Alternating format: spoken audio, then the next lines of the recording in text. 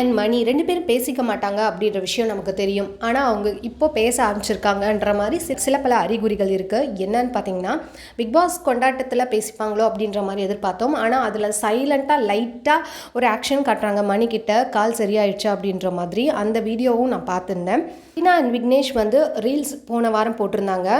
அந்த நேற்று இல்லை நாளை இல்லை எப்பவும் ராஜான்னு சொல்லிட்டு ரீமிக்ஸ் சாங்கு. அதுக்கேற்ற மாதிரி அடுத்த நாள் வந்து மணி வந்து கனடா போயிருக்காரு. அங்கேருந்து அவரும் அவருடைய டீம்மேட்ஸோடு சேர்ந்து ஒரு ரீல்ஸ் போட்டிருந்தாரு அதே சாங்குக்கு.